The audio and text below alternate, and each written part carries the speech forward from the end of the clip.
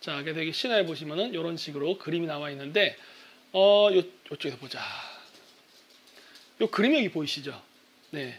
이 그림이 보이는데, 저 그림이 뭐냐면은, 그 우주가 태어나는 모습을 바로 인간이 태어난 것과 일치해서 보는 경향이 있습니다. 그래서 이게 보면 서양의 그 성경처럼 태초에 물이 있었고 그 물로부터 세상이 창조된다는 이야기가 똑같이 중앙아시아에도 존재합니다.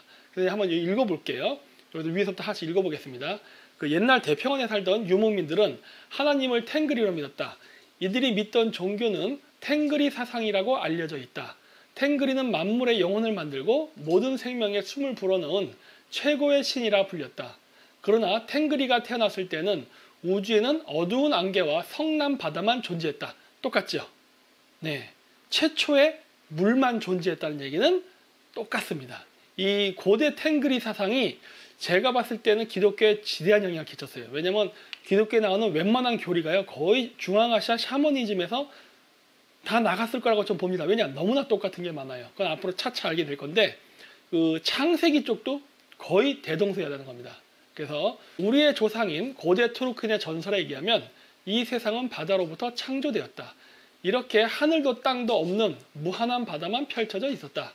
그러던 어느 날 밝은 빛이 빛을 흩뿌리며 생기더니 황금알이 생겨났다. 우리나라의 난생설화와 비슷한 얘기가 나오기 시작합니다. 그 알 속에서 모든 세상의 미래인 탱그리가 태어났다. 탱그리는 아주 천천히 생겨났는데 수백만 년 동안 잠들어 있었다. 그러던 어느 날 깨어나서 알 껍질을 깨고 밖으로 나왔다. 아래서부터 위쪽으로 하늘을, 아래쪽으로는 땅을 만들었다. 푸른 땅, 하늘, 땅이 아직까지 구별이 안 되어 있었기 때문에 구분을 짓기 위해 탱그리는 쇠로 만든 지팡이를 박아 하늘과 땅을 구분지었다. 하늘 지팡이, 금성, 요새 이제 핵심이 바로 여기 나오는 이 내용입니다. 여기. 금성인데, 금성에 대한 부분이 나오는데, 여기서 보면 하늘 지팡이라는 거 있죠? 저기 금성을 상징하는데, 여기 보면 탱그리는 금성을 타고 하늘을 돌며 천마를 금성과 불꽃으로 묶어 놓았다라는 얘기를 합니다. 이 부분이 중요한데, 이거는 그 몽골의 그리고 부리아트 지역에 나오는 상징인 소연보를 상징합니다. 그래서 이 소연보의 상징을 그 상징적으로 문장으로 표현하면 저렇게 나와요. 그래서 그 금성을 중요시 여기는데 왜 그러냐면은 청송 강림 사상에서 굉장히 중요한 핵심이 바로 금성입니다. 왜 그러냐면 금성은 바로 하늘의 그 양성의 신인 태양과 음성의 신인 달, 즉 남자와 여자 신이 하늘에서 일식, 이클립스를 하게 되면은 그거를 섹스를 한다고 믿었어요.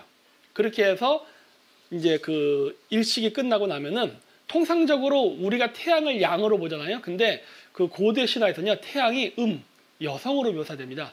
태양을 여신으로 묘사한 경우가 많아요. 그리고 달을 남자의 신으로 묘사한 경우가 많습니다. 그래서 일식이 끝나고 나서 달은 이렇게 떠나죠. 그러면은 원래 우리가 그 태양을 중심으로 모든 행성이 공전을 하잖아요. 그러다 보니까 지구에서 관측을 할 때는요, 그렇게 일식, 즉 섹스를 하고 달이 멀리 떠나가면은 태양 주변에 금성이 도는 게 보입니다. 그래서 고대인들은 그 금성을 하늘의 아버지와 어머니가 서로 사랑을 나누어서 태어난 아들이라고 믿었어요. 그랬기 때문에 지상의 지도자들은 천자, 하늘로부터 내려온 천송강림 사상으로 태어난 그 지도자들을 천자라고 해서 금성을 상징한다는 얘기를 많이 해요. 예. 저는 개인적으로 이런 것들이 그 고대 청동기 문화와도 관련이 있지 않나 싶습니다. 왜냐하면 연금술에 의하면 태양은 금, 달은 은, 그리고 금성이 동입니다. 따라서 고대 지도자들이 천송강림에 의한 천자 사상을 갖고 있었다면 그 사람의 장신구와 왕과는 동으로 만들겠죠. 근데 실질적으로 석기시대 이후에 청동기 문화가 시작이 됩니다. 여러분 그거 아시죠? 청동기가 철기보다 더 어렵다는 거. 왜냐면 청동은 합금입니다. 예, 순수한 구리로만 만드는 게 아니에요. 그 청동기 그 칼이라든가 각종 장신구들이. 그렇기 때문에 합금 기술이 먼저 존재했었고 그 다음에 순수 철로 제철 기술이 나온다? 좀 그렇죠. 순서적으로 봤을 때 그냥 단순한 금속을 가지고 어떤 재련 기술을 통해서 물건을 만드는 게 처음 나오고 그 다음에 기술이 업그레이드가 돼서 다른 금속하고 섞어서 만드는 게 그 다음 기술이겠죠. 근데 보면은 그 고대 문화를 보면 청동기가 먼저 나오는데 청동기가 원래 더 어려운 기술이에요. 이런 것들을 봤을 때 이런 천손 광림 사상과 그 청동기 문화가 관련이 있지 않나 싶습니다. 실질적으로 고구려의 첫 번째 건국의 왕이었던 사람은 고주몽입니다. 주몽이라는 이름은 우리나라 역사서에 보면 주몽 혹은 추모라는 식으로도 표현되어 있어요. 아니면 동명왕이라고도 하는데 이 이름의 근거가 어딜까를 제가 연구해 봤더니 아마 몽골어와 관련이 있다라고 생각이 드는데 그게 오늘날 몽골 사람들이 부르는 이름인 철먼에서 왔을 것이다 해요. 그러니까 철먼이라는 이름과 고대 고구려 왕의 주몽의 이름은 어원이 같을 것이라고 봅니다. 그리고 주몽의 그 다른 명칭이 추모대왕이라 그래서 추모라고 하는데 그러면 몽골에서 쓰이는 이름인 철먼의 애칭을 뭐라 그러냐? 첨어라고 합니다. 첨어.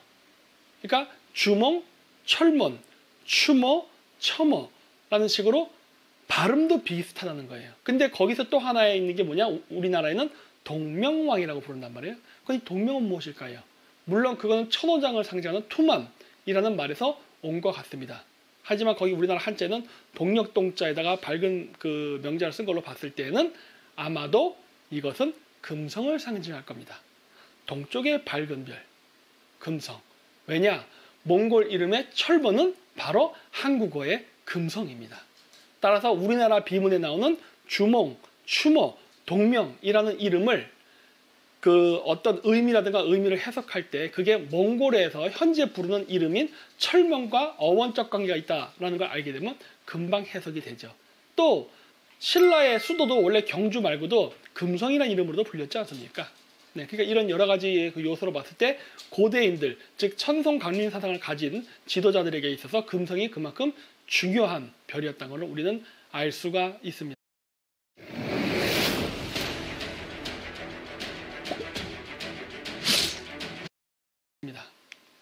자, 그리고 요거는 그 삼신할매에 대한 이야기인데 동영상은 보면 저작권이 걸리니까 요거까지만 보여드릴게요. 그래서 이제 그 고대 신앙에서 중요한 거는 삼신할머니, 즉 북극성 신앙과 태양과 달의 신앙입니다. 예. 그래서 요 세 개가 굉장히 중요한 요소로 가져가요.